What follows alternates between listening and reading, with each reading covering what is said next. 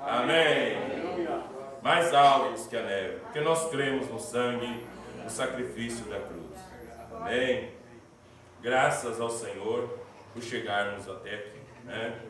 Estamos atravessando o ano, já estamos no mês 9 e então nós vemos que o mundo continua na sua rota e também os filhos de Deus também continuam na sua trajetória, né? Que somos filhos de Deus, a Bíblia diz que somos guiados pelo Espírito de Deus. E nós caminhamos por essa palavra onde Deus nos predestinou para caminhar por ela, esse caminho estreito que nos levará à vida eterna. No Evangelho de São Mateus ele disse: porfiai por entrar pela porta estreita, porque estreita é a porta e apertado é o caminho que nos conduz à vida eterna. E se nós não cremos em Evangelho frouxo, caminho largo, nós não cremos no Evangelho social, denominacional, laodiceiano. Nós cremos na mensagem do entardecer, na palavra revelada através do profeta de Malaquias 4, de Lucas 17:30, Mateus 17:11, Elias virá primeiro, restaurará todas as coisas, Apocalipse 10:7 e o clamor de Apocalipse 18:4, sai dela, povo meu, amém, para que não sejam participantes dos seus pecados e não incorra nas suas pragas. Então nós saímos do sistema dos homens para entrar na palavra, amém? Amém. Graças ao Senhor. Mais uma mensagem está à disposição da igreja chamada A Ressurreição de Lázaro, né? Então, muito boa mensagem, muito importante para nós, cada mensagem desse profeta. No parágrafo 40, o profeta diz assim: recordo que aqui não faz muito tempo, parado nas montanhas, eu amo caçar. E eu estava nas montanhas caçando alce em uma tarde. E agora, em toda a minha vida, isso foi como eu aprendi sobre Deus, pela caça, estando fora. Nunca fui a shows, bailes, nunca fumei e bebi. Eu era uma ovelha negra, com certeza, e todos eles riam de mim. Mas eu ia caçar, e lá fora na floresta eu via um pôr do sol e eu chorava. Eu ouvia os ventos soprando através das folhas das árvores e me perguntava: ó, que coisa! O que trouxe as árvores aqui? As flores morriam no inverno, voltavam à vida no verão. Como as florzinhas iam embora e brotavam novamente, como os ventos, e essa sementinha e enterravam no chão, e as lágrimas do outono enterravam a semente. Isso é tudo? Não. O solo se congelaria e a semente estouraria e a polpa se acabaria. Isso é tudo? Não. Lá dentro há uma semente, um germe de vida. Tão certo quanto esse sol cálido da primavera começa a brilhar, ainda que todas as pétalas macias caiam, sementes e polpa e tudo mais que vem da flor, mas Deus criou um caminho para que essa flor volte a viver. E assim que esse sol começa a brilhar, há um germe de vida ali, em algum lugar, que permaneceu durante o congelamento. E eu vou te dizer, ele vai viver novamente. Amém. Muito boa essa mensagem, né? Mas está à disposição da igreja. A anterior nós distribuímos também uma mensagem de perguntas e respostas, né? Eu vi que tem bastante ali, talvez muita gente não pegou, né? Muito importante. Eles fazem muito perguntas sobre o batismo, por que batizar em nome de Jesus Cristo, né? Perdão de pecados, muito boa mensagem, né? Então, para nós, avisando para a igreja, no próximo sábado e no próximo domingo nós estaremos em Naviraí com o pastor Micaías, né? Daí depois ele vai marcar a data para vir aqui. Eu creio que não vai poder ser mais nesse mês, não sei se vai dar certo mais nesse mês, mas no próximo mês então nós teremos aqui uns cultos especial com o pastor Micaías. Mas ele exigiu que a gente fosse primeiro, né? E o certo é que ele está me devendo mais do que eu. Então, mas se for assim, né? Nós vamos lá e depois ele vem aqui, né? Também ainda nesse mês nós teremos reunião no Paraguai e vai vir os ministros do Paraguai, passarão, se der tempo, passarão por Cascavel, senão vai ter uns cultos especial também em Pato Branco, né? Com o pastor Maurício. Não sei se vamos poder ir, né? Mas também vamos ver como é que vai ficar toda a programação, né?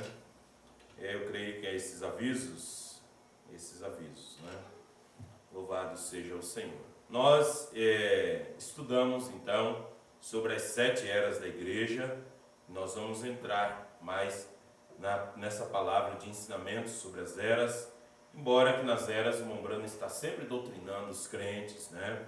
Pregando uma palavra de limpeza, de purificação, mas nós entraremos aí nesses assuntos que falam mais sobre o Apocalipse, né? Outra hora nós já falamos sobre a 70 semana de Daniel, nós temos que voltar a falar de novo, porque todas as 7 eras está dentro das 70 semanas de Daniel. E como é dito, o profeta diz que a noiva é arrebatada em Apocalipse capítulo 4, né? Amém?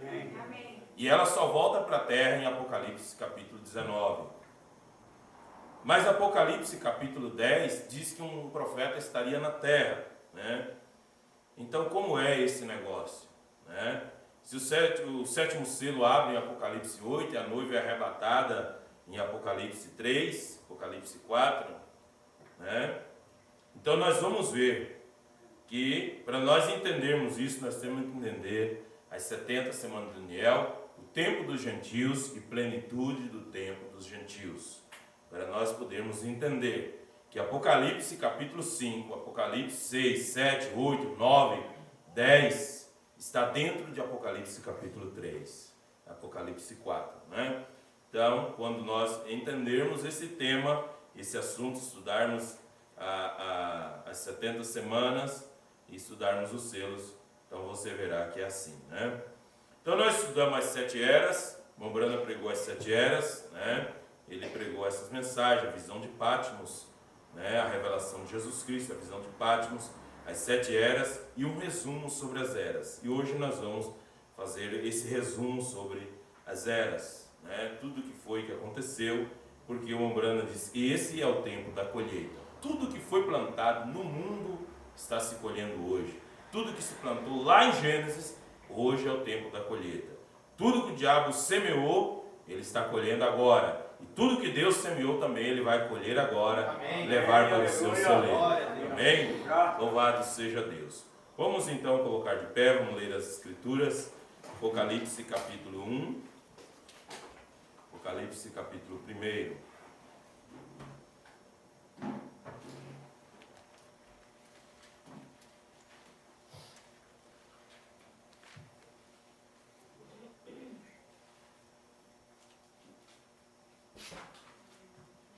Às vezes eu me esqueço, né?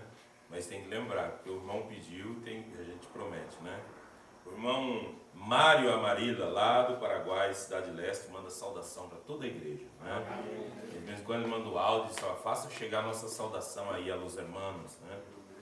Irmão Mário Amarila, irmão Hilário também, lá de Itaquiri, manda saudação dos irmãos, né? O irmão Antônio Hernandes, lá de Nicarágua, também manda saudação dos irmãos. Apocalipse capítulo 1 disse, né? A partir do verso 9. Apocalipse 1, verso 9. Diz assim a palavra do Senhor: Eu, João, que também sou vosso irmão e companheiro na aflição e no reino e na paciência de Jesus Cristo, estava na ilha chamada Patmos por causa da palavra de Deus e pelo testemunho de Jesus Cristo. Eu fui arrebatado em espírito no dia do Senhor e vi detrás de mim uma grande voz, como de trombeta, que dizia: O que vês, escreve um livro e envia-os às 7 igrejas que estão na Ásia, a Éfeso, Esmirna, e a Pérgamo, a Tiatira, a Sardes, a Filadélfia e a Laodiceia. E virei-me para ver quem falava comigo. E virando-me vi 7 castiçais de ouro, e no meio dos 7 castiçais um semelhante ao Filho do Homem, vestido até aos pés de uma veste comprida, cingido pelo peito com um cinto de ouro. E a sua cabeça e cabelos eram brancos como a lã branca, como a neve, e os olhos como chama de fogo. Seus pés semelhante a latão reluzente, como se tivesse sido refinado numa fornalha. E a sua voz como a voz de muitas águas. E ele tinha na sua destra 7 estrelas, e da sua boca saía uma aguda espada de 2 fios, e o seu rosto era como o sol, quando na sua força resplandece. E eu, quando vi, caí aos seus pés como morto. E ele pôs sobre mim a sua destra, dizendo-me: não temas, eu sou o primeiro e o último, e o que vive, e fui morto, mas eis que aqui estou vivo para todo sempre. Amém. E tenho as chaves da morte e do inferno. Escreve as coisas que tem visto, e as que são, e as que depois destas hão de acontecer. O mistério das 7 estrelas, que viste na minha destra, e dos 7 castiçais de ouro. As 7 estrelas são os 7 anjos das 7 igrejas, e os 7 castiçais que vistes são as 7 igrejas. Querido Deus e eterno Pai, damos graças, Senhor, por poder ler a palavra, este livro sagrado, e sabemos que dependemos do Senhor para vir na inspiração, para nós compreendermos, Senhor, as sagradas escrituras. Pai, abre nosso entendimento, ajuda-nos, ó Deus, a ver que estamos nesse dia, nesta hora, ver a palavra para o dia, para a hora, para a estação própria, que esse é o tempo, Senhor, em que os filhos de Deus devem receber essa chuva de ensinamento. Te damos graça, Pai, por ter nos enviado um profeta e nos deu fé para crer nesse profeta em sua mensagem. Ó Deus, ajuda-nos, Senhor Jesus, a receber esta palavra de bom grado em nosso coração, para que sejamos instruídos em toda a justiça, para que sejamos filhos de Deus, ó Pai, instruídos na palavra, até recebermos essa adoção plena.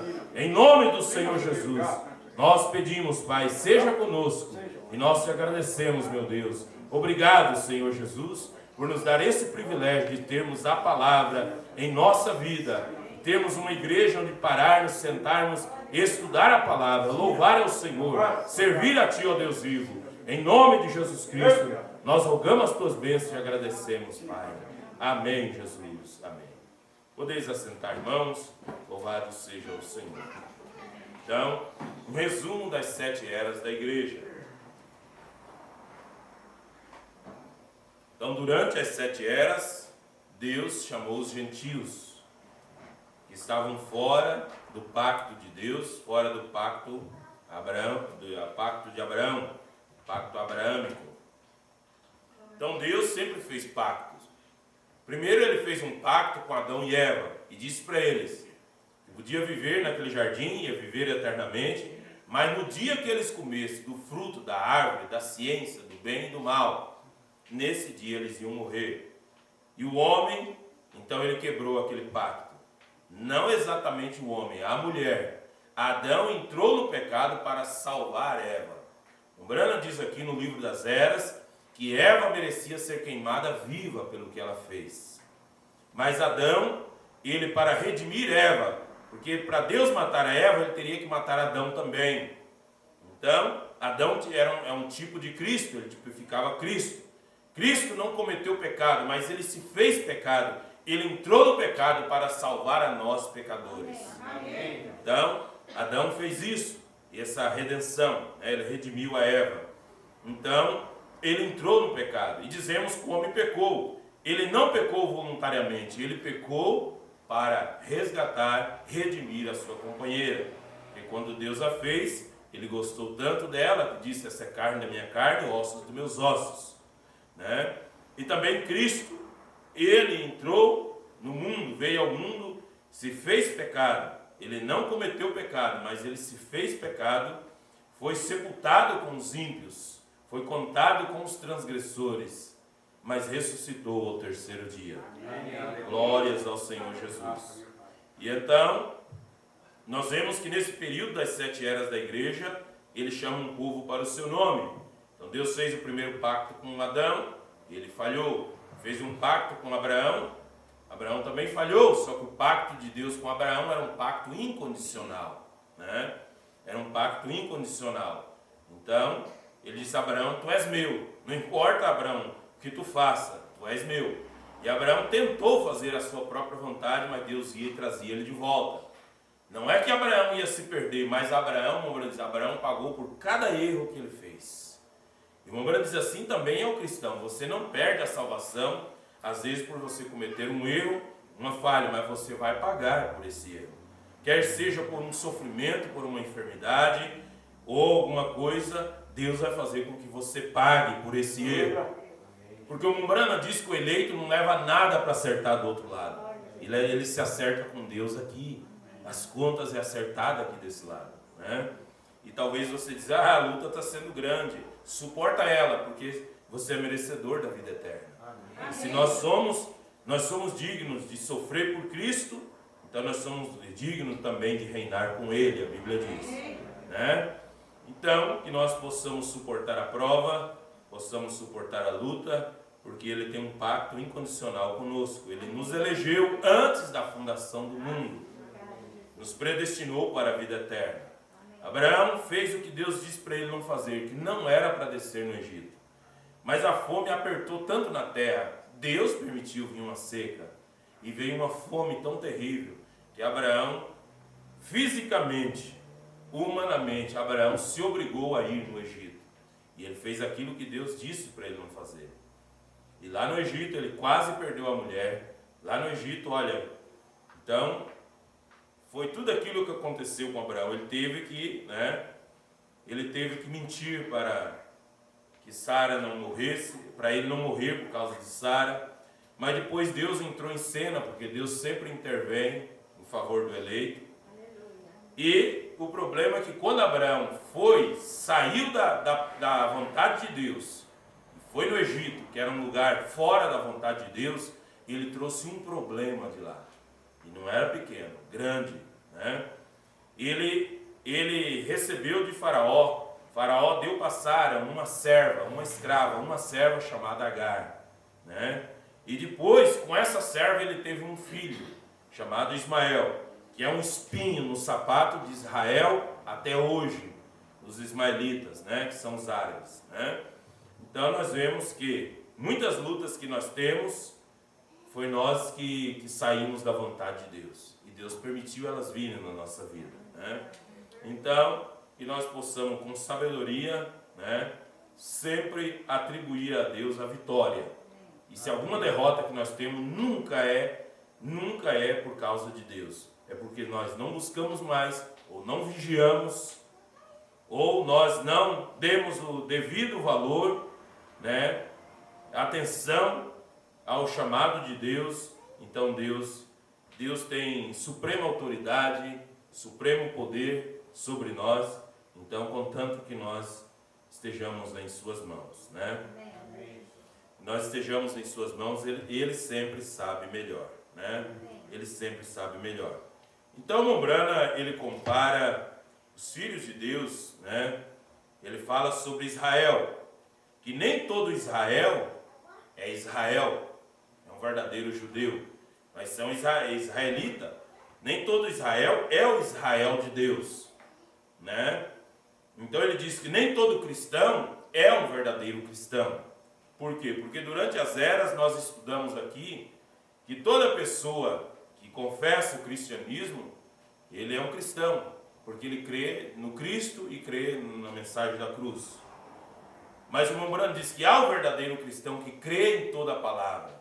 Amém. E por causa dessas pessoas professarem e dizer que são cristãos, o Mumbrana diz que Deus torna elas responsáveis por essa declaração que elas fazem. Então elas responderão pela palavra, não pelo que ela creu, não porque ela achou, a minha igreja ensinou assim. Não, Deus não quer saber, Deus vai julgar o mundo por sua palavra. Mumbrana diz assim, se Deus fosse julgar o mundo pela igreja católica, a igreja católica diz, nós estamos certos, nós somos a primeira igreja, nós estamos edificados sobre a pedra, que é Pedro. O Mumbrana diz, se Deus fosse julgar o mundo pela igreja católica, todo o resto estaria perdido. Se Deus fosse julgar o mundo pela igreja metodista, os batistas estariam perdidos. Se fosse julgar pelos batistas, os metodistas, os pentecostais estariam perdidos, e assim por diante. Então ele diz, Deus vai julgar o mundo por sua palavra. O Mumbrana diz, Deus tem um prumo, e ele vai colocar esse prumo em toda a casa espiritual. Se não estiver de acordo com esse prumo de Deus, da palavra de Deus, será reprovado por Deus. Por isso nós queremos edificar a nossa casa segundo a palavra, a mensagem para o dia e para a hora em que nós estamos vivendo. No livro das Eras, na página 331, o resumo das eras, o profeta diz: conforme nossos estudos, Já aprendemos que grande parte do Apocalipse é totalmente mal entendida, porque anteriormente não sabíamos que a igreja com I minúsculo, você vai entender que hora você está lendo a mensagem, você vai ver que tem igreja, e tem hora que o Mombran chama a noiva de igreja, chama a noiva de igreja. Mas sempre quando está com I minúsculo na mensagem, é a igreja, que é o mundo denominacional, é a igreja. Veja. Então ele diz que grande parte do Apocalipse não é totalmente mal entendida, porque anteriormente não sabíamos que a igreja para a qual se fala nesse livro não se referem à pura eclésia. A palavra grega para a igreja se diz eclésia, os eleitos, o corpo de Cristo, a noiva, mas trata-se do corpo inteiro de indivíduos que são chamados cristãos, quer sejam verdadeiros ou meramente nominais. Porque há o cristão verdadeiro e o cristão nominal, que se denomina cristão. Então, o mundo ocidental chama-se o mundo cristão, porque crê no cristianismo. São países que crê, mesmo que seja de fé católica, o catolicismo prega Cristo, Jesus na cruz do Calvário, da maneira deles, mas prega. Então é tratado como mundo cristão. Então tem o mundo árabe, o mundo cristão, que na verdade no mundo existe apenas 8 grandes religiões. O resto são denominações, que são derivados dessas religiões. São 8 religiões mesmo, são as 8 principais religiões que há no mundo.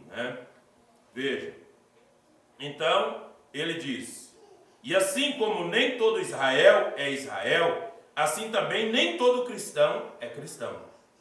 Você compreendeu? Amém.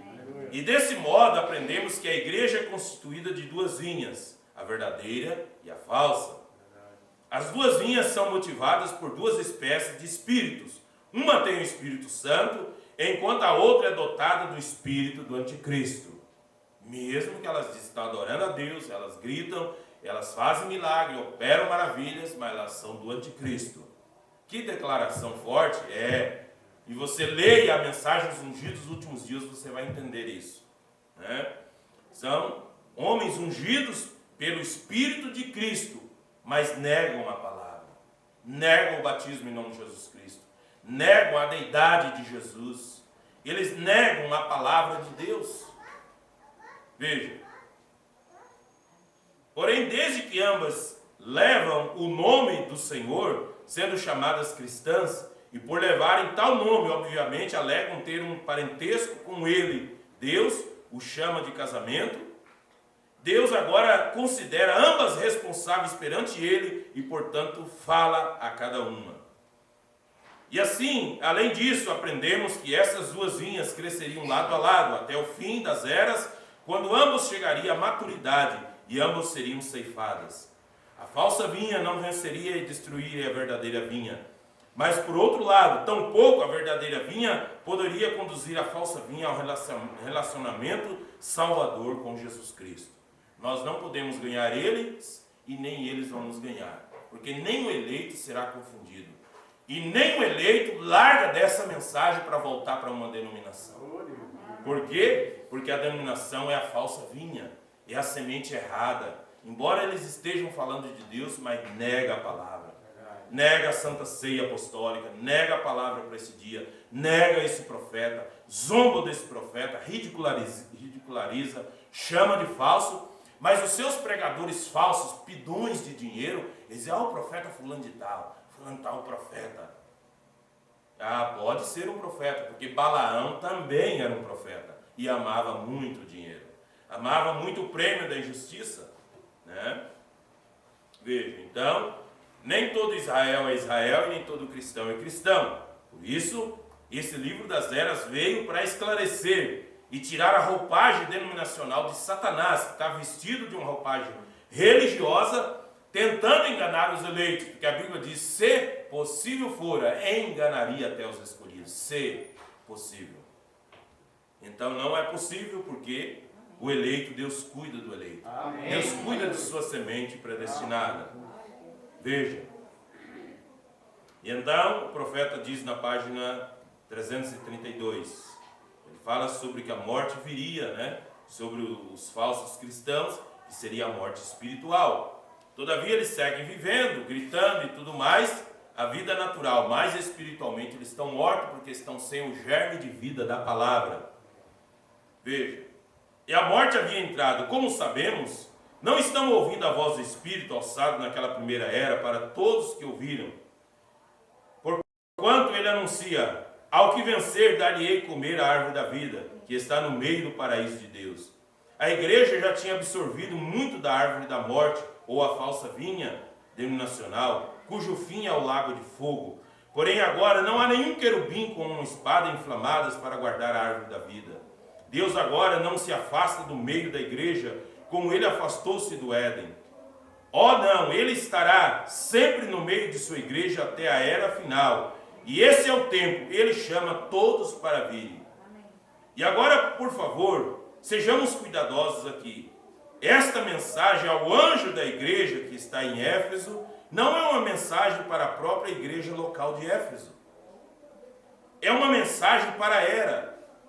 E aquela era tinha em si a semente da verdade, a semente do erro, exatamente como foi exposto na parábola do trigo e do joio. As eras da igreja são campo, e nele existe trigo e joio. Então todos os tempos, em todas as eras, tem o trigo e o joio. E a falsa igreja se organizou, humanizou o governo e a palavra e combateu o verdadeiro cristão. O joio sempre se desenvolve com mais vigor que o trigo ou qualquer outra planta cultivada. A igreja joio cresceu rapidamente nessa primeira era, mas a igreja trigo estava florescendo também. Perto do fim da primeira era, as obras dos nicolaítas estavam florescendo nas igrejas locais da falsa vinha, com crescentes tentativas de espalhar sua influência para além do seu próprio corpo. Sua influência foi sentida sobre a verdadeira igreja, porque homens como o venerável Policarpo estavam denominando-se bispos com uma atribuição a esse título que não lhe era inerente de acordo com a palavra. Também nesta era, a verdadeira igreja tinha perdido o seu primeiro amor. Esse amor foi tipificado com o amor da noiva e do noivo em seu casamento e nos primeiros anos de vida conjugal. Houve um esfriamento desse completo amor e o abandono a Deus. Então, foi a primeira era. Éfeso quer dizer almejado ou relaxado. Então, eles perderam aquele amor, né? Deixaram passar aquele primeiro amor, foram se esfriando, perderam aquela revelação do poder do nome de Jesus, né? Que iniciou ali no Pentecostes, quando Pedro e João saíram ali, logo depois do dia de Pentecostes, iam passando pela porta do templo chamado Formosa, e havia um homem ali que aleijado estava há muitos anos, e pedia esmola na porta do templo. Ele pediu uma moeda para eles, um dinheiro, e Pedro, fixando os olhos nele, disse: não temos ouro e nem prata, mas em nome de Jesus Cristo, levanta e anda. Amém. Então eles conheciam o poder daquele nome, mas quando esses apóstolos foram morrendo, mataram eles, pendurados, enforcados, serrados, cortados por espada, eles foram morrendo. Essa igreja foi perdendo aquele primeiro amor, ela foi ficando relaxada. O que foi plantado na primeira era se desenvolverá na segunda e em todas as outras eras até chegar à maturidade e à colheita. E assim na era de Esmirna, esperamos uma ampliação e um esclarecimento da história da corporação da igreja através da revelação do Espírito. Nesta era, o ódio da falsa vinha aumenta. Veja, eles se separaram, no versículo 9, da companhia dos verdadeiros. Eles saíram de entre eles, eles eram mentirosos, eles chamavam-se do que não eram, mas Deus os destruiu? Não. Deixai-os em paz, e ambos irão até a colheita. Mas, Senhor, eles deviam ser destruídos, porque estão destruindo o teu povo, e eles os estão matando? Não, deixai-os em paz. Porém, para minha noiva, eu digo, ser fiel até a morte, ama-me ainda mais. Amém. Amém? Então, irmão Brana diz, olha, alguém diz assim, irmão Brana, mas se o senhor está pregando que a denominação não é de Deus, que elas são contrárias à vontade de Deus. Por que Deus não acaba com a denominação? Não, elas estão aí para um propósito. As denominações estão aí para um propósito.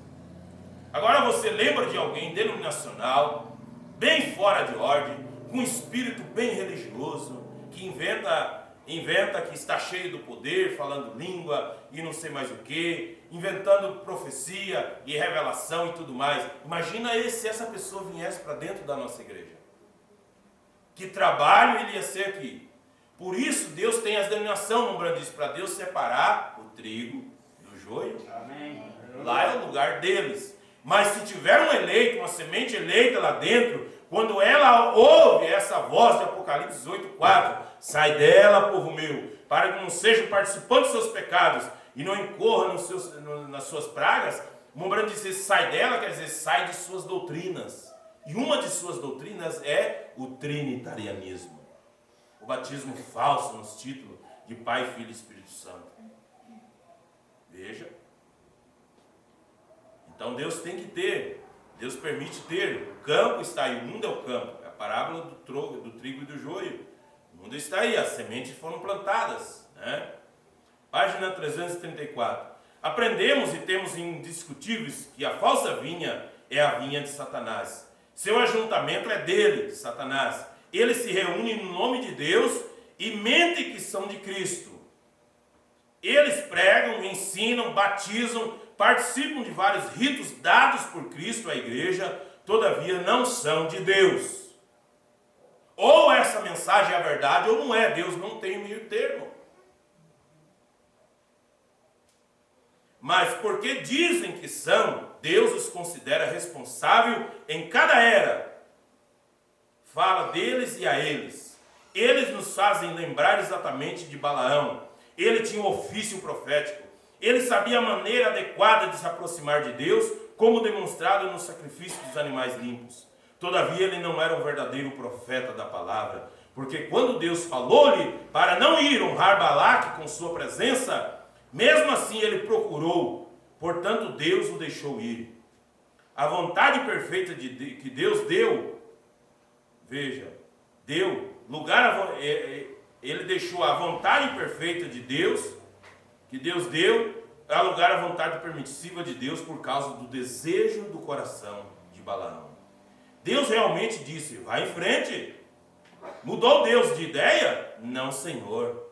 É como uma irmã denominacional um dia disse, olha irmão, fica sabendo que eu sou uma mulher pregadora e que eu prego, e porque Deus falou para mim, não foi uma e nem duas, foi mais de 3 vezes. Deus falou para mim através de um vaso, uma profecia que era para mim pregar. E eu disse, olha irmão, não vou duvidar que alguém falou uma profecia e coisa. E eu disse, olha, Deus também falou para Balaão, vai Balaão. Porque Deus tinha dito para Balaão, ó, não vai para o servo de Balaque. E ele disse, ó, então eu não vou. Aí Balaque mandou segunda vez, aumentou mais a prata, aumentou mais a oferta. E ele foi perguntar para Deus, Senhor, o servo de Balaque está aí, ele está perguntando se eu posso ir com eles ou não. Devo ir eu, Senhor, mas Deus já não tinha falado uma vez. E Deus disse para ele, não, que não era para ele ir.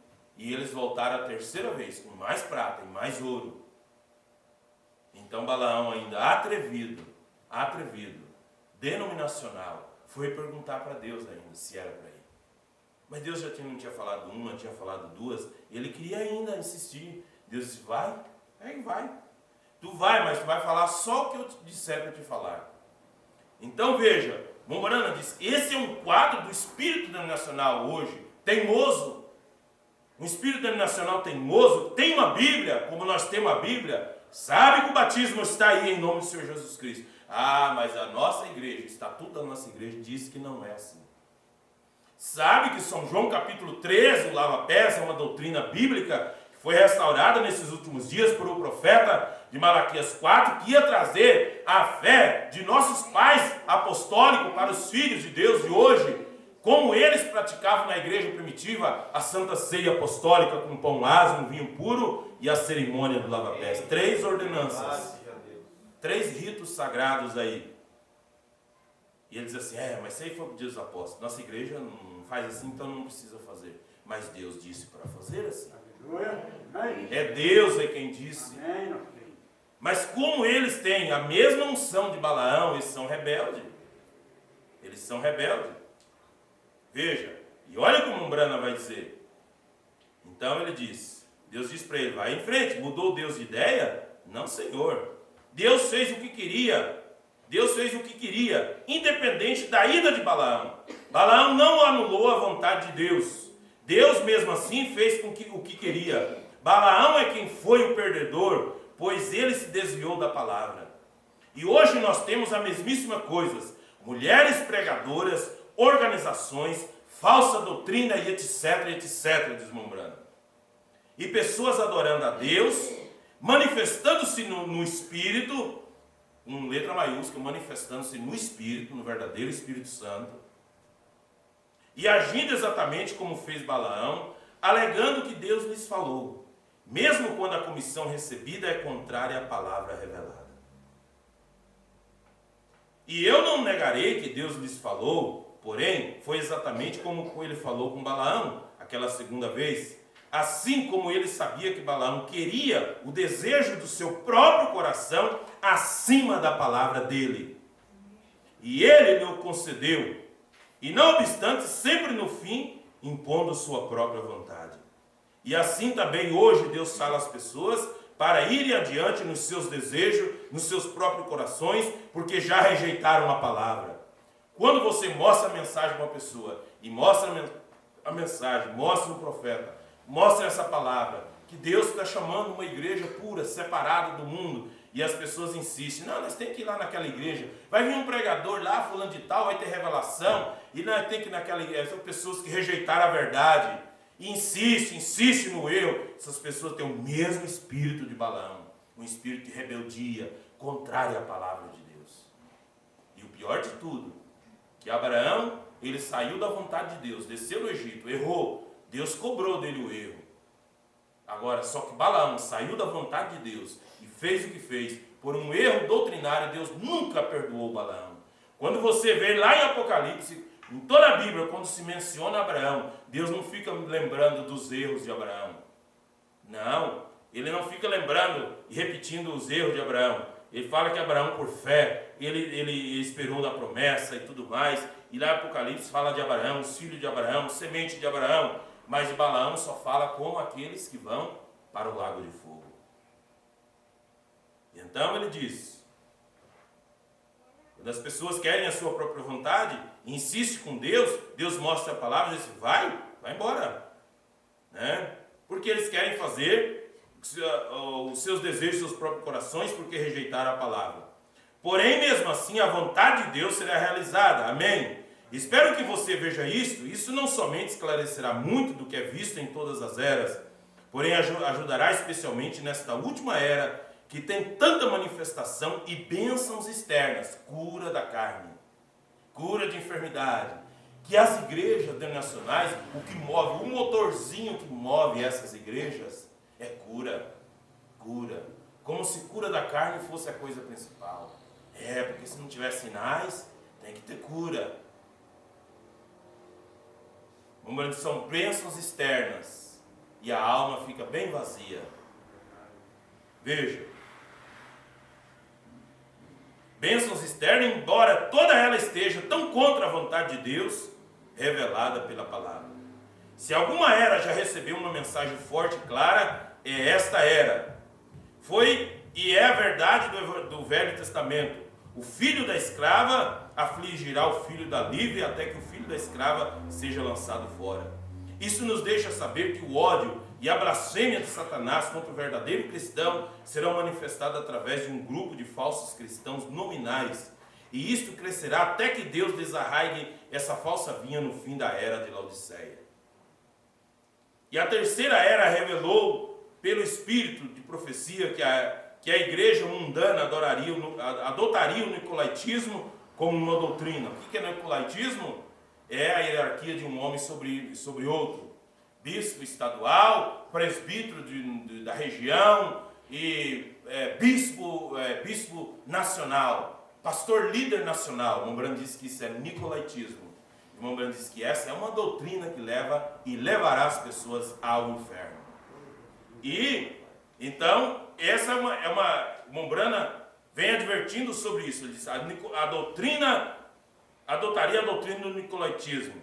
A separação entre o clero e os leigos cresceu desde a verdade bíblica de anciãos, pastores de rebanhos locais, guiando o rebanho pela palavra até as obras dos nicolaítas. Então, não é uma coisa assim que estralou o dedo começou. Primeiro foi um dito.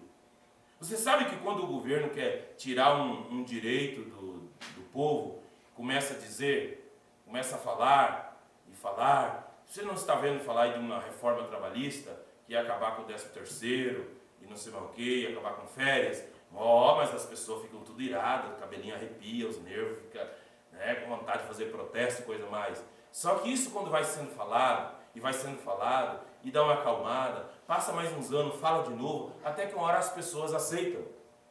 E assim também é as doutrinas falsas. Começa sendo falado, e vai sendo falado, e vai sendo falado, e daqui a pouco as pessoas falam, mas sabe, é assim mesmo. Não faz mal, não é assim mesmo. E assim foi com o catolicismo, quando eles implantaram as suas doutrinas que eles têm até hoje. Não foi todas elas implantadas de uma só vez. Elas foram sendo trazidas, e de uma por uma. Primeiro era um dito, depois passou para obras, e depois de obras, o irmão Branham disse que aquele espírito que estava nas obras, ele ungiu uma doutrina, fez uma doutrina, e daquela doutrina eles coroaram um homem. Veja. Então, obras dos nicolaítas, em que o clero se organizou em níveis hierárquicos, um sobre o outro, cuja forma não escriturísticas, então evoluiu para um sacerdócio que chegou o clero entre o homem e Deus. Aí começou um dito, a única pessoa no mundo que pode falar direto com Deus é o Papa. E as pessoas começaram a acreditar, que não tinha Bíblia para ler, ia fazer o quê? As pessoas não tinham estudo, então eles foram indo até chegar a isso. Então chegou bem onde eles queriam. Eles podiam ensinar qualquer doutrina e qualquer coisa que as pessoas iam receber. Né? Então ele diz, concedendo ao clero certos direitos e sempre negando aos leigos seus direitos dados por Deus. Isto foi usurpação, usurpou o poder. E nesta era tornou-se uma doutrina e foi estabelecida na igreja como assegurada pela palavra de Deus, a qual na verdade não era, mas o clero a chamou de palavra de Deus e portanto a doutrina foi anticristã. Devido ao governo humano ser pura e simples política, a igreja envolveu-se na política. E esse envolvimento foi bem recebido por um imperador ditador que uniu a política da igreja com a política estatal. E pela força estabeleceu a falsa igreja, a religião falsa de Satanás, como a religião verdadeira, e através de vários decretos de diferentes imperadores, encontramos a falsa igreja com o poder estatal, destruindo a verdadeira vinha e ainda mais avidamente. Mas o clero estava sempre olhando para a liderança divina, mais a humana, mais para a liderança olhando para a liderança divina, mais para a humana. E assim, ao dar honra, onde a honra não era devida, encontramos que a verdadeira igreja foi manchada pelo humanismo, e com o nicolaítismo estabelecido, sucessão apostólica. Ministros nomeados, pastores eleitos por votação e etc., faltava apenas um passo para a falsa igreja dar início ao balaamismo. O segundo passo para as profundezas de Satanás já estava em pleno progresso. Isso foi na terceira era.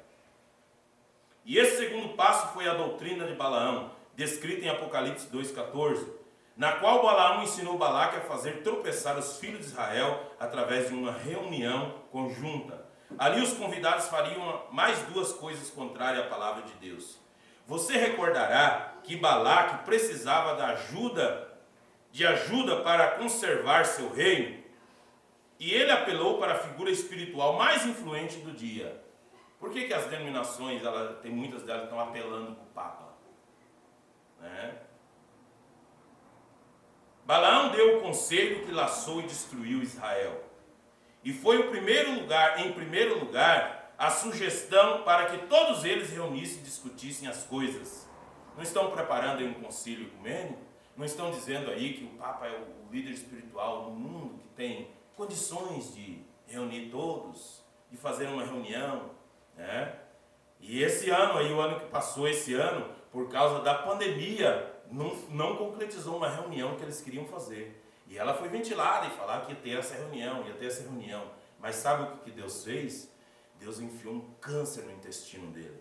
E já tem uma conversa aí que ele vai renunciar por causa de saúde.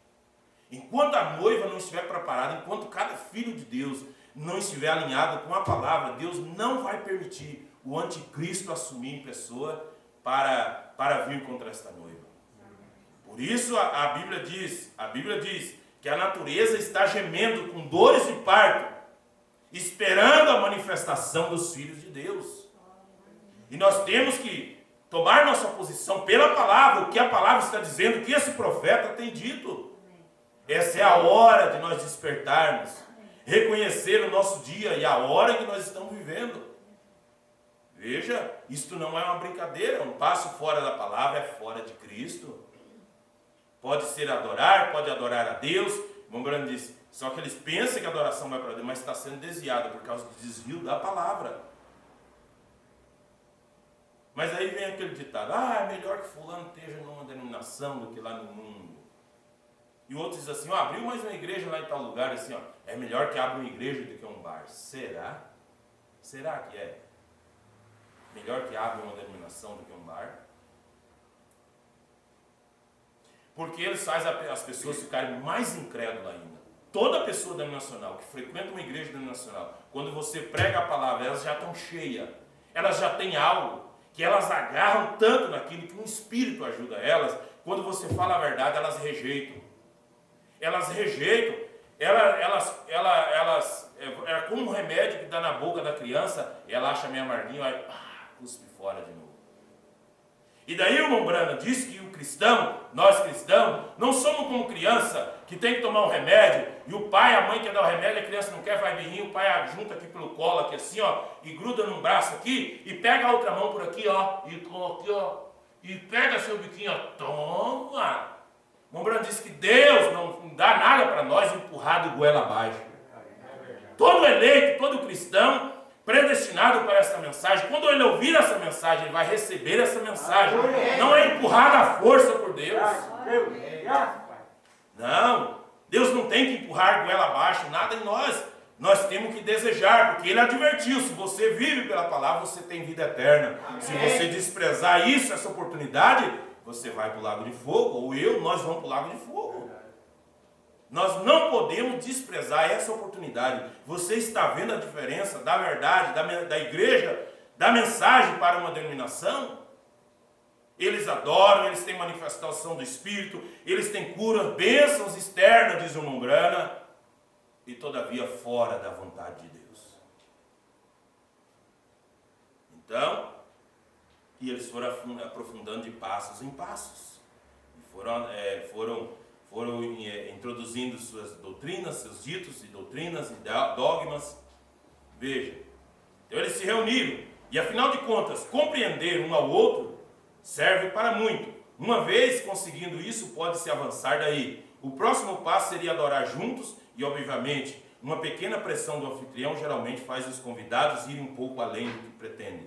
Ora, isso não aconteceu somente lá no passado com a igreja de Deus do Velho Testamento, mas aconteceu com a igreja do Novo Testamento, porque houve um imperador como Balaque, precisava de ajuda para assegurar seu reino. E assim Constantino convidou os cristãos nominais, a primeira igreja cristã de Roma, para ajudá-lo a conseguir que os cristãos o apoiassem, visto que era um corpo muito grande. O resultado foi o Concílio de Nicéia no ano 325. Então, lá no concílio, então eles tiraram o batismo em nome de Jesus Cristo e colocaram os batismos de Pai, Filho e Espírito Santo.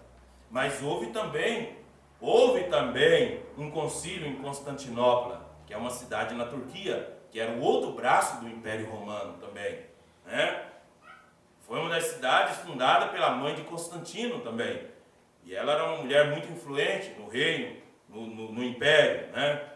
Veja, então eles ajuntaram os cristãos para chegar a um comum acordo. Os cristãos verdadeiros foram, porque pensaram que ia lá e ia convencer os falsos, mas chegou lá, os falsos, os verdadeiros não puderam conquistar os falsos, né?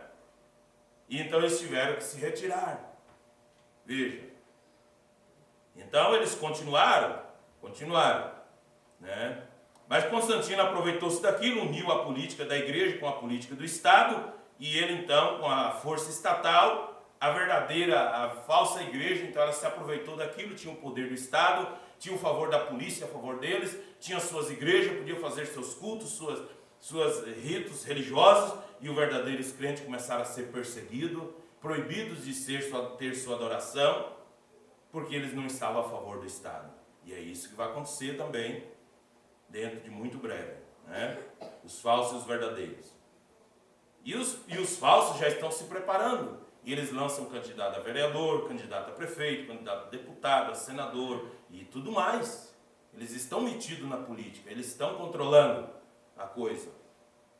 Veja. Então o profeta diz: e as pessoas foram apresentadas à adoração de ídolos, ao espiritismo, porque estátuas com nomes de santo foram colocadas nos edifícios, e as pessoas ensinaram a comungar com os mortos, ou orar aos santos, o que é nada mais, nada menos do que espiritismo. E em lugar do alimento que o homem verdadeiramente precisa, ou seja, a palavra de Deus, foi-lhe dado credos, dogmas e rituais, os quais também faziam cumprir através do Estado, e sobretudo foi-lhes dado 3 deuses, com tríplice nome composto de um único Deus verdadeiro. O batismo nas águas em nome do Senhor Jesus Cristo deu lugar ao batismo pagão de 3 títulos, Pai, Filho e Espírito Santo. Os verdadeiros crentes não deveriam ter ido lá. Eles já tinham perdido muita verdade e agora também perderiam a compreensão da divindade e seriam privados do nome em troca dos títulos no batismo nas águas. E a doutrina nicolaíta foi a corrupção do clero quando buscaram poder político entre si mesmo, enquanto balanismo significa sujeição das pessoas ao sistema de credo e adoração a fim de dominá-las. E agora observe isso atenciosamente. O que foi que vinculou as pessoas à igreja nominal e assim as destruiu foram os credos e dogmas transformados em princípios da igreja. Foi a doutrina da Igreja Católica Romana. Não lhes foi dado o verdadeiro alimento, a palavra. Foi-lhes dado o alimento que procedia da adoração de ídolos, o paganismo babilônico envolto numa terminologia cristã. Sabe o que os romanos fizeram? Pegaram o nome de seus deuses, que eles tinham milhares de deuses, e começaram a colocar o nome daqueles deuses, os principais. Nomes de apóstolos, de cristãos que morriam, muitos mártires, e eles foram misturando aquilo. E muitas pessoas falam: não, o irmão fulano, o apóstolo fulano, não, nós não podemos ter uma estátua dele aqui na igreja. Então eles foram mudando, e assim o diabo foi enganando eles, quando Deus não pode aceitar esse tipo de adoração.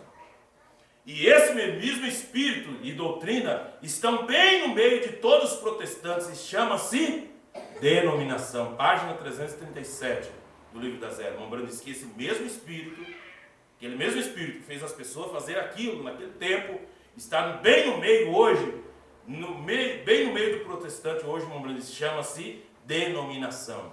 Por isso nós não temos nada a ver com nenhuma denominação. Nicolaítismo significa organização, humanizando a liderança da igreja e assim depondo o espírito. Balanismo significa denominacionalismo, o qual toma o manual eclesiástico em vez da Bíblia.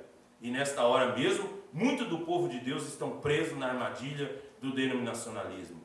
E Deus está clamando a eles: sai dela, povo meu, para que não sejam participantes dos seus pecados e não incorra nas suas pragas. Percebe-se que eles são ignorantes. Agora presta atenção no que o meu Brano vai dizer. Percebe que essas pessoas que estão nas denominações, enganadas, pensando que é isso, aquilo, aquilo outro, percebe-se que são ignorantes. Mas, vou ler como o Mombrano fala aqui. Mas, se o arrebatamento acontecesse nesse momento, a ignorância não serviria como tribunal de apelação contra o juízo de Deus por estarem na classe errada. Então, meu irmão e minha irmã, não pense você, porque seu parente é bonzinho, está lá na denominação e tudo mais. Não, está na denominação. O Mombrana que disse aqui. Por eles estarem lá, Deus não é responsável por isso. Eles vão perder o arrebatamento, e se algum receber vida eterna lá no juízo do trono branco, isso é a cargo de Deus. Então, quando nós vamos pregar a mensagem para essas pessoas, eu já tenho igreja. Não, eu já sou batizado. Eu sou salvo. Eles têm argumentos, mas têm a verdade? Então Deus considera a verdade. Deus não considera a meia verdade. Deus não considera a meia ceia. A ceia tem que ser apostólica, da forma que Deus restaurou nesse último dia por um profeta enviado. Pão ázimo, não é pão de padaria nem de fermento, vinho, e tem que ter a cerimônia do lava-pés, porque é a ordenança bíblica. Jesus disse que assim como eu vos fiz, eu vos dei o exemplo, como eu vos fiz, façais vós também. Se sabeis essas coisas, bem-aventurados sois, se as fizerdes. O fato do clero se organizar hierarquicamente com um nível sobre o outro até finalmente serem encabeçados por um presidente. O pastor presidente das Assembleias de Deus. Pastor fulano tal é presidente do tal. Mombrana diz assim: e por eles se organizarem hierarquicamente um nível sobre o outro até finalmente serem encabeçados por um presidente, é uma manifestação do espírito anticristão, independente de quão maravilhoso e necessário possa parecer. Nada mais é do que raciocínio humano tomando o lugar da palavra. E qualquer pessoa que esteja nas denominações organizadas está bem no meio do sistema anticristão. E agora deixe-me dizer isso e deixar bem claro: eu não sou contra as pessoas, sou contra o sistema, diz o profeta. O sistema que corrompe as pessoas. Nossa, tem tanta coisa aqui que nós poderíamos ler, né? Para ler. Veja. Página 338, o profeta diz: e este é um bom lugar para fazer uma observação esclarecedora. Veja, as obras e as doutrinas dos nicolaítas e a doutrina de Balaão e o ensino da falsa profetisa Jezabel não constituem três espíritos ou formam três princípios espirituais.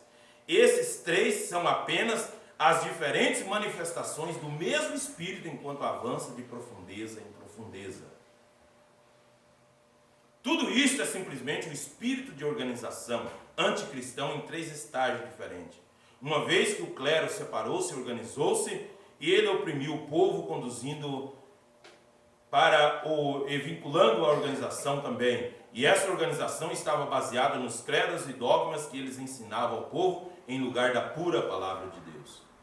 Ao ritual e à cerimônia foi dada uma parte sempre crescente na adoração, e logo esse sistema inteiro era um poder diabólico e militante que faz o máximo para controlar tudo através da persuasão e do discurso e da força literal. E ele recebeu sua energia de suas próprias profecias falsas e não da palavra de Deus. Era agora completamente anticristão, embora viesse em nome de Cristo. E após o que parecia um tempo interminável, no qual a verdade, que certamente teria de morrer, os homens começaram a protestar contra a vilania da Igreja Católica Romana, porque por nenhum esforço de imaginação Deus podia estar em tal ensinamento, em tal conduta. E esses protestos ou foram desconsiderados e morreram por não conseguir despertar atenção, ou foram reprimidos por Roma. Mas então, Deus, em sua graça soberana, enviou um mensageiro chamado Martinho Lutero para começar uma reforma. E ele operou num clima em que tanta corda fora dada à Igreja Católica Romana que ela estava a ponto de se enforcar. E assim, quando Lutero pregou a justificação pela fé, a verdadeira vinha pela primeira vez em muitos séculos começou a crescer generosamente. E como a Igreja nominal tinha usado o poder estatal para apoiá-la, agora o poder estatal começava a refluir contra ela. E aí onde Lutero cometeu seu erro, os verdadeiros crentes cometem seu erro. Eles permitiram que o Estado os subsidiasse. E desse modo, esta era não deslanchou muito na palavra, graças a Deus que ela foi até onde foi, mas porque se apoiou em grande parte no poder político, esta era terminou na organização, e esse mesmo grupo que na geração de Lutero, que havia despendido da falsa vinha, agora voltava para se tornar a filha da prostituta, porque entrou diretamente no nicolaítismo e no balanismo. E esta era teve dezenas de facções dentro de si para provar quão longe estavam da verdadeira semente, e deve simplesmente ler a história e ver como perseguiram umas às outras, e mesmo até a morte em alguns casos. Porém, havia algumas pessoas entre elas, e assim como sempre há em cada era, né? Eleito não persegue eleito. Alegramos-nos nesta era por este fato. A reforma começara e não foi uma ressurreição, porém uma reforma. Tampouco foi uma restauração. Mas o grão de trigo que morrera em Nicéia, apodrecera na tenebrosa Idade Média, agora lançava um broto de verdade, significando que em alguma outra data futuro, no fim da era de Laodiceia, um pouco antes que Jesus viesse, a igreja voltaria a ser novamente uma noiva semente de trigo, enquanto o joio seria ceifado e queimado no lago de fogo. Na página 340 o profeta diz: e assim chegamos à esta última era. A era de Laodiceia, essa é a nossa era. E sabemos que é a última porque os judeus estão de volta à Palestina. E não importa como chegaram lá, eles estão lá. E esse é o tempo de colheita. Mas antes que possa haver uma colheita, tem que haver um sazonamento, um amadurecimento de ambas as vinhas. A era luterana foi a primeira, a era wesleyana foi o verão. A era luterana foi a primavera, a era wesleyana foi o verão de crescimento. A era de Laodiceia é o tempo de colheita e ajuntamento do joio, para que seja atado e queimado e recolhido o recolhimento do trigo no celeiro do Senhor. Então, na parábola do trigo e do joio, o servo queria que o Senhor desse ordem para arrancar o joio. Vamos arrancar o joio, daí está no meio. Ele disse: não, deixa ambos crescerem juntos. Ele disse: no final o joio será arrancado primeiro, atado em feixes. Qual esses feixes? Feixes denominacionais. E será atado num grande feixe, no Concílio Mundial de Igrejas, e será lançado no lago de fogo. Tempo de colheita. Você já notou como que no tempo da colheita, embora haja uma verdadeira aceleração no amadurecimento, há uma consequente desaceleração no crescimento, até não haver mais crescimento? Aí você se assusta: mas a igreja tem que estar convertendo gente, convertendo e convertendo. Vai vir só os eleitos que tem para vir. Embora nós não podemos parar de pregar e testificar, porque a noiva prega para as almas encarceradas. E não é exatamente isso que estamos vendo agora? A falsa vinha está perdendo multidões para os comunistas e outros tipos diversos de crenças. Seus números não estão crescendo como gostaria que pensassem. Seu domínio sobre as pessoas não é o que costumava ser. Veja.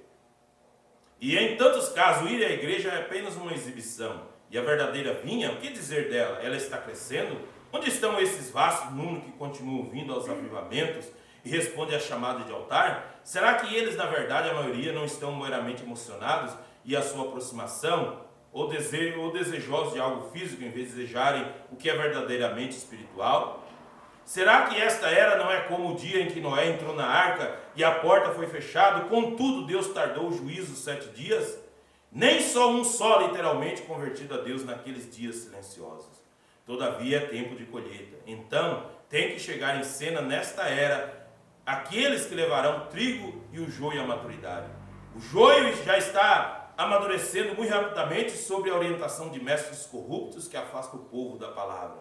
Porém o trigo também tende a amadurecer, e para ele Deus está enviando um mensageiro profeta com um ministério vindicado para que seja aceito pelos eleitos, e eles o ouvirão, e assim como a primeira igreja ouviu a Paulo, amadurecerão na palavra até tornarem-se a noiva palavra, e os prodígios serão encontrados nela, os quais sempre acompanham a palavra e a pura fé. Os grupos da falsa igreja se juntarão num concílio mundial de igrejas, e esse concílio mundial de igrejas é a imagem erigida à besta, Apocalipse capítulo 13, verso 11 ao 18. Né? Então, Mombrana fala aqui, na página 341, ele diz: o que é a marca da besta? É uma tatuagem? É um chip na mão? Ah, não, é a vacina. É a vacina, vai implantar uma nanotecnologia, nanochip aí nas pessoas. Será que é isso? Então o Brando ele fala, né? E é muito simples de todo verem, porque nesse momento as igrejas estão controlando a política no tempo oportuno, manifestarão exatamente quão grande é esse controle. E esse movimento ecumênico terminará com Roma na liderança, ainda que as pessoas não imaginassem assim. Será assim porque em Apocalipse 17, verso 3 ao 6, é declarado que a prostituta, mistério Babilônia, está sentada sobre a besta. Ela está controlando o último ou o quarto império. Esta igreja, Roma, está fazendo isso com o sistema mundial de igrejas sujeito a ela. Roma estará controlando, e esta imagem, sistema de igreja, será obediente a Roma, porque Roma controla o ouro do mundo. E desse modo, todas as pessoas têm que pertencer ao sistema mundial de igreja ou ficar à mercê da situação, porque não pode comprar ou vender sem a marca da besta na mão ou na cabeça. Então vai chegar uma hora para nós isso. Esse aperto vai vir. Ou a marca vai estar na mão, que não é um chip, é dizer eu concordo, ou vai estar na cabeça, que está dentro da mente das pessoas, essa doutrina nicolaíta. Quem disse? Eu? Não, Umbrana. Olha o que ele diz aqui. E esta marca na cabeça significa que terão que aceitar a doutrina na mente das pessoas. A doutrina do sistema mundial de igrejas, o qual é trinitarianismo e etc. E a marca na mão significa fazer a vontade da igreja mundial. E vem uma ordem lá da sede, não sei onde, para fazer assim. Se nós fazer igual a eles, nós estamos obedecendo a besta. E com esse grande poder, os sistemas eclesiásticos perseguirão a verdadeira noiva. E esta imagem procurará impedir a noiva de pregar e ensinar, etc. Seus ministros serão proibidos de assistência e verdade às pessoas que necessitam. Vão proibir de ir nos hospitais. Porém, antes que o anticristo, em pessoa, assuma o comando completo desse sistema mundial de igrejas, a verdadeira igreja será tirada deste mundo para estar com o Senhor. Deus arrebatará sua noiva para a grande ceia das bodas do Cordeiro. Louvado seja o Senhor.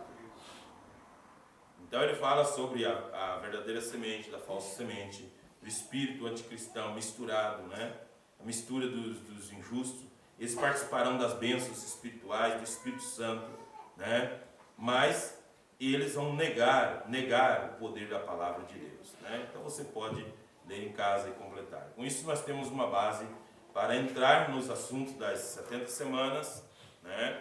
E nas mensagens que o profeta prega sobre a revelação, né, do Apocalipse, a espada do rei, a descida do anjo forte, quando ele desceu na nuvem sobrenatural em 63, né? Quando ele manifestou-se ao profeta, a visão, o sonho do irmão Júnior Jackson, né? E sempre Deus falava com ele, sonho, mostrando a ele coisas que aconteceram no ministério do profeta, e entramos aí então nos selos também, né? Louvado seja o Senhor. Vamos colocar de pé. Vamos orar nesta hora, agradecer a Deus que Ele nos livrou do sistema denominacional do mundo. Ele nos livrou do espírito religioso, nos trouxe para a palavra original. E você olha, você não é perfeito, você olha, a igreja não é perfeita, mas nós não temos o espírito de Balaão, que procura falha na igreja. Balaque procurou falha em Israel para Balaão amaldiçoar. Nós não queremos amaldiçoar o próximo que é fraco, que é mais fraco, que está precisando de força para caminhar. Nós queremos orar uns pelos outros e ter compaixão uns dos outros. Oramos a Deus. Querido Deus e eterno Pai Celestial, estende tuas mãos de graça nesta hora, Senhor, e de misericórdia. Ajuda-nos, Senhor, a prosseguir firme nesse caminhar. Os nossos passos, Senhor, na palavra. Meu Deus de misericórdia, somos gratos a Ti, Senhor, por nos dar revelação para ver e entender o programa de Deus para esse dia, para a noiva eleita, para a semente predestinada. Em nome de Jesus Cristo, ó Pai, Te louvamos, Senhor, a Ti, meu Deus, pelas Tuas misericórdias. O Senhor nos escolheu não porque éramos melhor, mas o Senhor, antes da fundação do mundo, previu para nós, viu a nossa vida. Quando ouvíssemos a palavra, nós daríamos crédito à tua voz. Em nome de Jesus Cristo, ó Pai. Ajuda meus irmãos e irmãs, ó Pai. A cada um, Senhor, ó Deus, a receber esse espírito de revelação, de sabedoria para entender o programa de Deus nesta hora. Temor do Senhor nos corações, ó Pai. Para que nós não venhamos agir como o mundo, mas queremos estar livres das coisas desse mundo. Espíritos desse mundo, espírito laodiceano, desta era de Laodiceia, espírito de mornidão espiritual. Mas nós queremos, Senhor, cada dia, meu Pai, ter esse colírio de Deus, a revelação da palavra, para ver o mover do Espírito do Senhor chamando a noiva, preparando essa noiva, a noiva, a palavra que recebe a palavra, revestida da palavra, que come a palavra, que se alimenta da palavra, será arrebatada num dia desses, ó Pai. Meu Deus de misericórdia, ajuda-nos, Senhor, meus irmãos e irmãs, perdoando as falhas de cada um, ó Pai, usando de misericórdia com cada um, meu Deus. Nós possamos permanecer firmes, ó Pai, no nosso posto de dever, na linha do dever, ó Pai, caminhando com Cristo nesta hora, Senhor. Em nome de Jesus Cristo, ó Pai, te agradecemos por tudo, meu Deus. Em nome do Senhor Jesus. Aleluia, Senhor. Louvado seja Deus. Vamos ler as Escrituras concernente à comunhão. 1 Coríntios, capítulo 11, a partir do verso 23. Louvado seja Deus. Porque eu recebi do Senhor o que também vos ensinei. Que o Senhor Jesus, na noite que foi traído, tomou o pão, e tendo dado graça, o partiu e disse: tomai e comei, isto é meu corpo que é partido por vós. Fazei isto em memória de mim. Semelhantemente, também depois de cear, tomou o cálice, dizendo: esse cálice é o novo testamento no meu sangue. Fazei isso todas as vezes que beberdes, em memória de mim. Porque todas as vezes que comerdes esse pão e beberdes esse cálice, anunciais a morte do Senhor até que venha. Portanto, qualquer que comer este pão ou beber o cálice do Senhor indignamente, será culpado do corpo e do sangue do Senhor. Examine-se, pois, o homem a si mesmo, e assim coma desse pão e beba desse cálice. Porque o que come e bebe indignamente, come e bebe para a sua própria condenação, não discernindo o corpo do Senhor. Por causa disso há entre vós muitos fracos e doentes e muitos que dormem. Porque se nós nos julgássemos a nós mesmos, não seríamos julgados. Mas quando somos julgados, somos repreendidos pelo Senhor, para não sermos condenados com o mundo. Né? Então, o cristão tem uma alternativa. Né? Se errou, conserta. Se falhou, conserta. Examine seu coração. E ele disse para tomar, para comer e para beber desse cálice. Mas ele disse para examinar também. Porque se você não toma a ceia, você vai ser condenado com o mundo. Né? Então, a nossa condição é estar certo com Deus e tomarmos a comunhão. Amém? Louvado seja Deus. No Evangelho de São João, no capítulo 13, está outra parte que é concernente ao lava-pés, que é parte da Santa Ceia também. Jesus, quando ele levantou-se da ceia, depois de comer o pão, beber o vinho, com seus discípulos, lavou os pés aos discípulos. E ora antes da festa da Páscoa, sabendo Jesus que já era chegada a sua hora de passar deste mundo para o Pai, e como havia amado os seus que estavam no mundo, amou-os até o fim. E acabada a ceia, tendo já o diabo posto no coração de Judas Iscariotes, filho de Simão, que o traísse, Jesus, sabendo que o Pai tinha depositado nas suas mãos todas as coisas, e que havia saído de Deus e ia para Deus, levantou-se da ceia, tirou as vestes e, tomando uma toalha, cingiu-se. Depois pôs água numa bacia e começou a lavar os pés aos discípulos e a enxugar-lhes com a toalha com que estava cingido.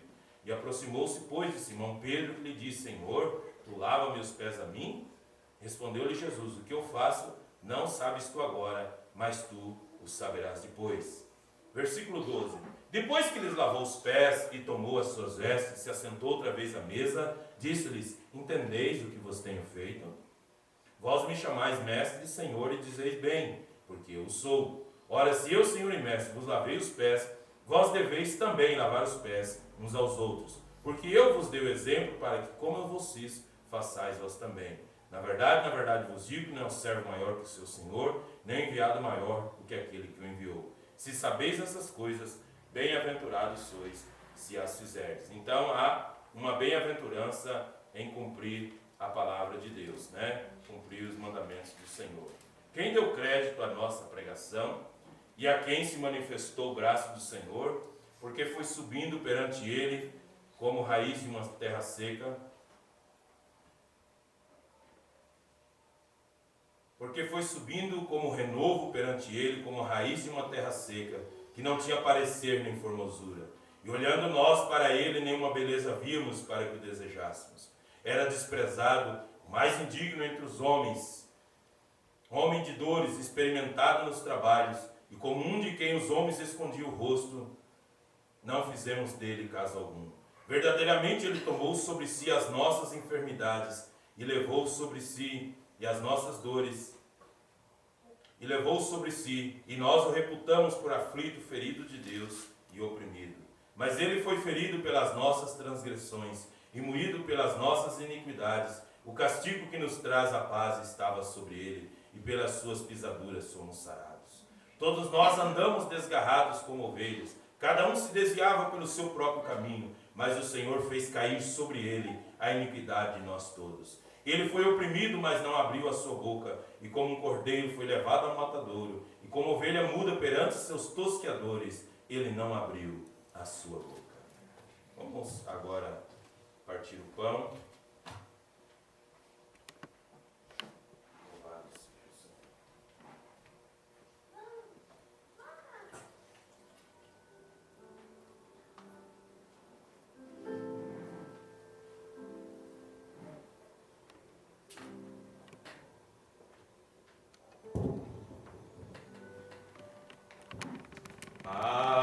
Alvo mais que a neve,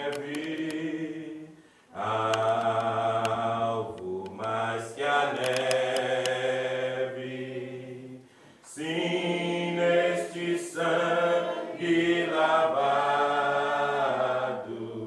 mais alvos que a neve serei.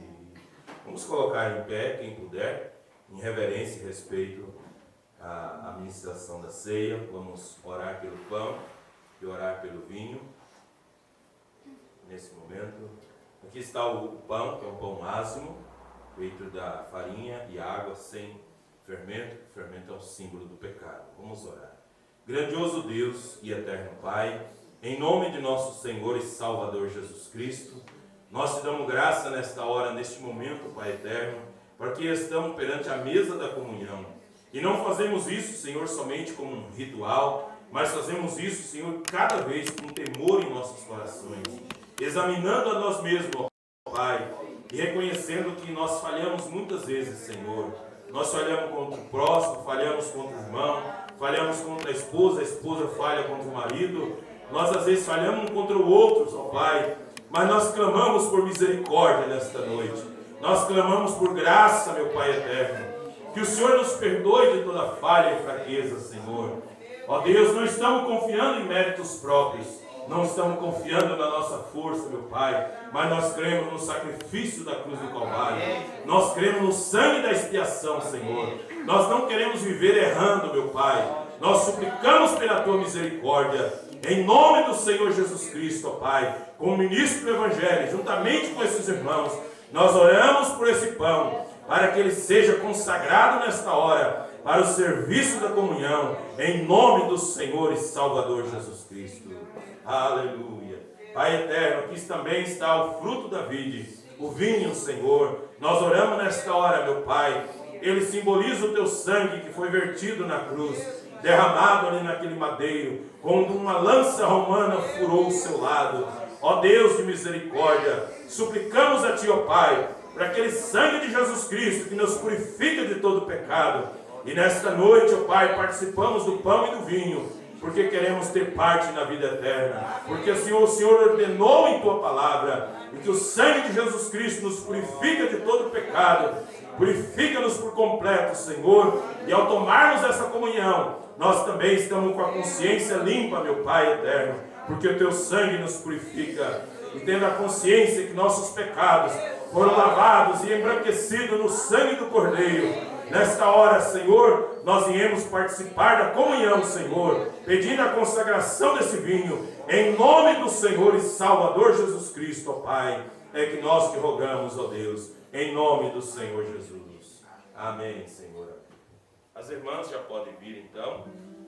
E disse Jesus: tomai e comei, isto é meu corpo que é partido por vós, fazei isso todas as vezes em memória de mim. Louvado seja Deus. Não precisa escolher um pedacinho menor, cuida para não deixar cair no chão, porque depois dessa ração nem formiga pode mais comer isso. Glória ao Senhor Jesus. Louvado seja o Senhor Deus. Glória ao teu nome, Jeová. Santo Deus poderoso.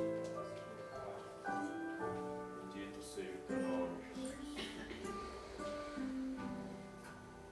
Glória seja ao Cordeiro.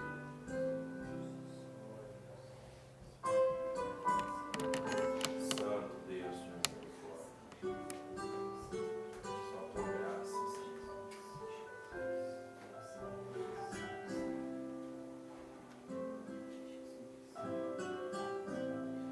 Glória ao Senhor Jesus.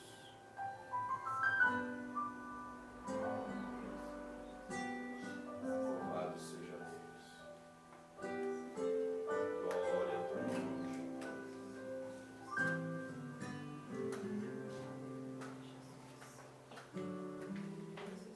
Meu Deus de misericórdia.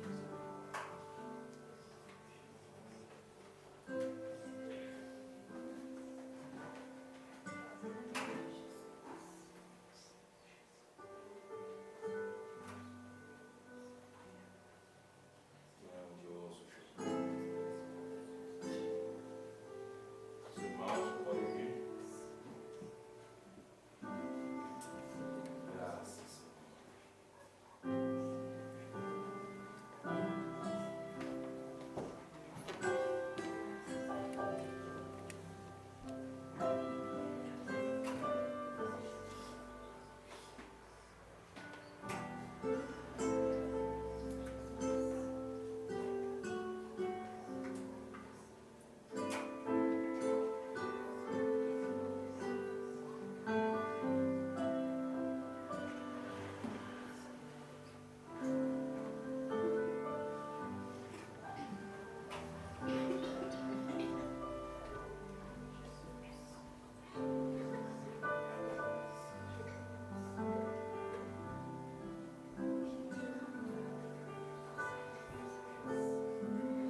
Glória ao Senhor.